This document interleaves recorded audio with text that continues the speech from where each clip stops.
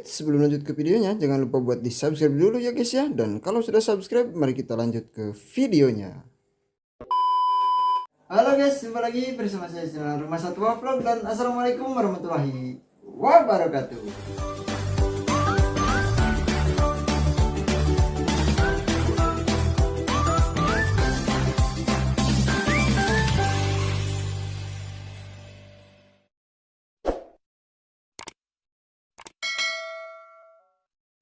Oke, jadi di video kali ini saya akan membahas ya tentang pelet dan juga ikan sana auranti yang ukurannya lumayan besar ya teman-teman.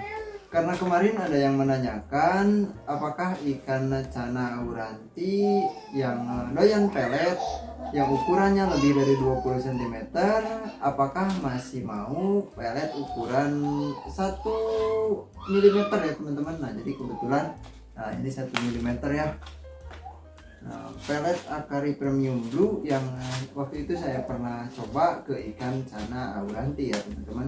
Dan ini 1 mm, dan untuk ikan cana auranti saya itu ukurannya kurang lebih 25 cm ya teman-teman, lumayan besar ya.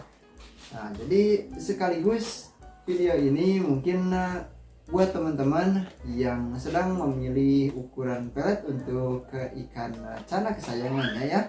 Jadi mungkin video ini akan menjadi pengetahuan baru ya, kalau ikan cana ataupun ikan-ikan jenis lain yang ukurannya besar masih bisa memakan pelet yang ukurannya sudah sangat kecil ya teman-teman untuk perbandingan tubuhnya ya. Nah, dan nanti kita buktikan, kita kasih ke ikan cana auranti saya ya teman-teman.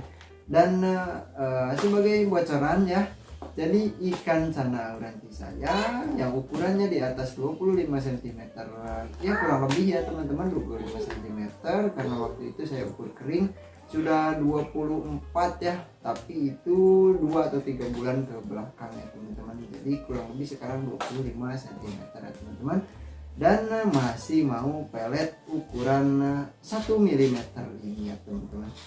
Oke, langsung saja kita lihat cara aurantinya sambil saya update juga, karena sudah lama saya tidak bikin konten tentang ikan cana auranti saya yang sudah besar ya teman-teman.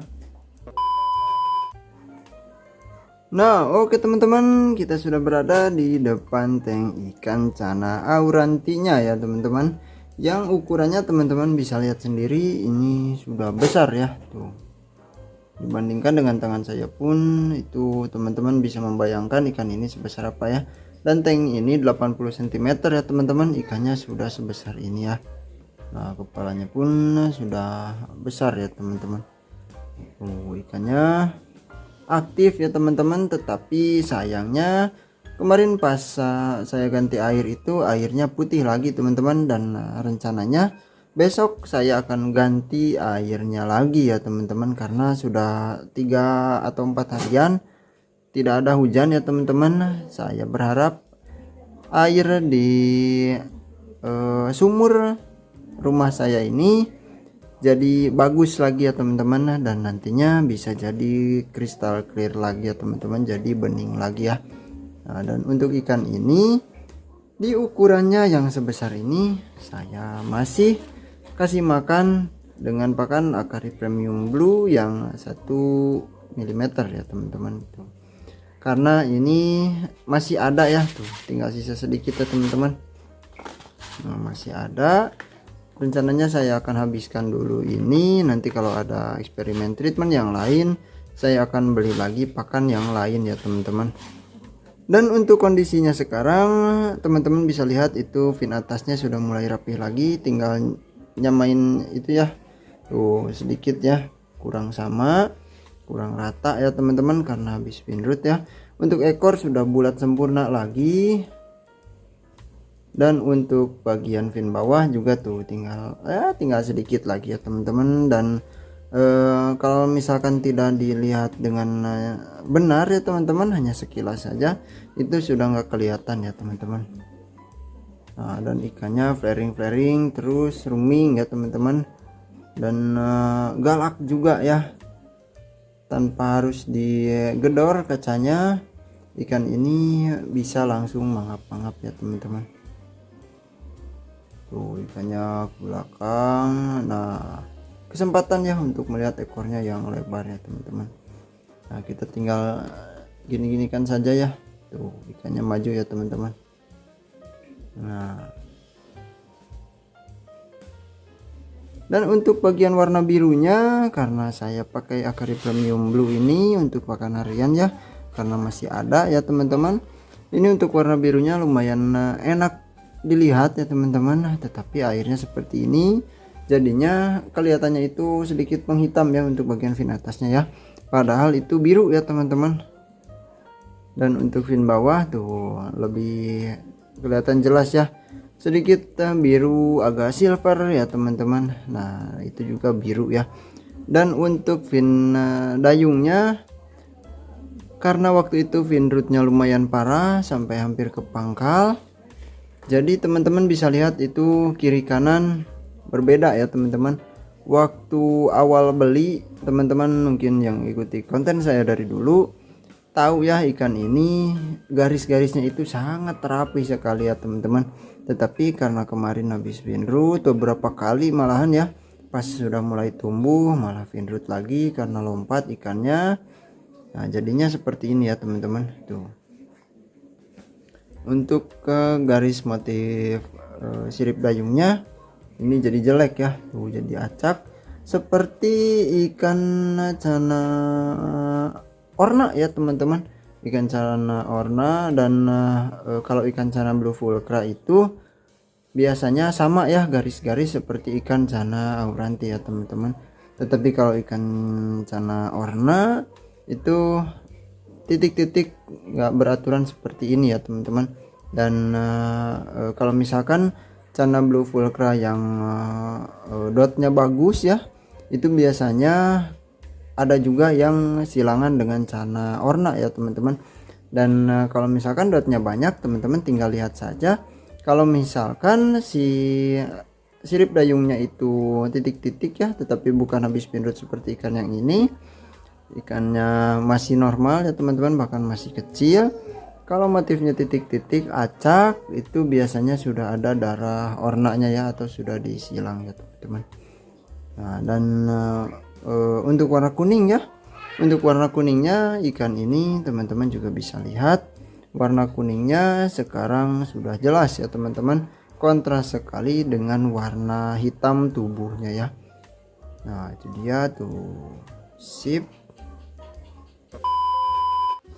Dan oke teman-teman, kita kasih makan ya. Nah saya biasanya kasih segini ya, segini pun sudah cukup ya teman-teman. Dan teman-teman bisa lihat itu ukuran peletnya tuh kecil ya. Nah sip, kita kasih ya teman-teman. Nah malah ke belakang ya.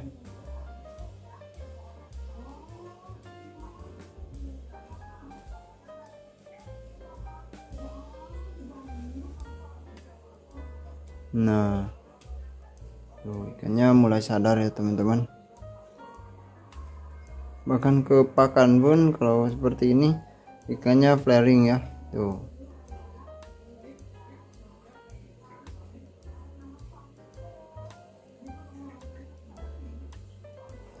Oke kita kasih saja, semoga ikannya langsung nyium aroma peletnya ya teman-teman. Kalau habis flaring seperti itu, dia biasanya sedikit lemot ya untuk makan, karena dia fokusnya masih ke sini ya. Tuh, walaupun tangan saya di sini, ikannya masih flaring sendiri ya teman-teman. Mau lihat tangan dari jauh pun ikannya flaring ya.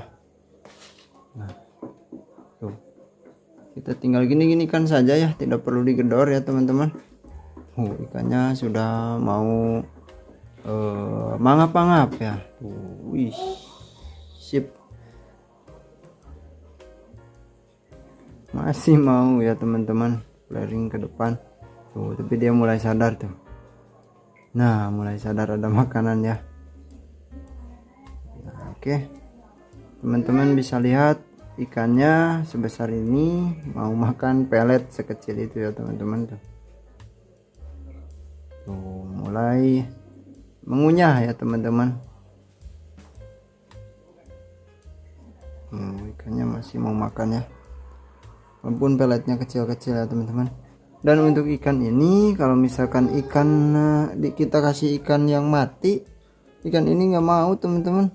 Mungkin butuh penyesuaian ya, tetapi gelagatnya itu aneh teman-teman. Pas saya coba kasih ikan mati, ikan ini langsung mojok mager di bawah seperti ketakutan. Padahal kalau misalkan saya kasih ikan hidup, walaupun ukurannya agak besar ya, tetapi masih muat di mulutnya, itu ikannya aktif sekali ngejar-ngejar tanpa henti dan seperti nggak capek sebelum dia dapat ya teman-teman.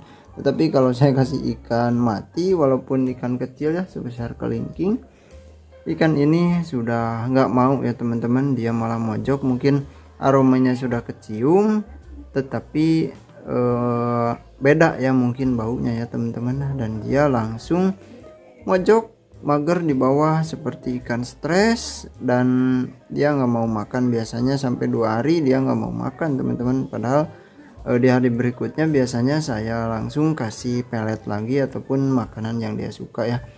Dan waktu itu pernah saya coba juga kasih kodok atau ya kodok sawah ya teman-teman. Nah itu ternyata ikannya mau, walaupun dalam kondisi mati teman-teman, nggak perlu hidup ya. Waktu itu pernah saya coba, tetapi dengan ikan ya, dengan ikan yang mati, ikan ini nggak mau teman-teman. Nah ikannya tuh masih makan ya, tetapi kalau kita kasih pelet yang kecil jadinya santai seperti ini ya. Mungkin karena kurang jelas kelihatannya dan hanya mengandalkan penciuman mungkin ya teman-teman. Dan biasanya ikan ini lebih mudah memakan pelet yang berdempetan ya teman-teman.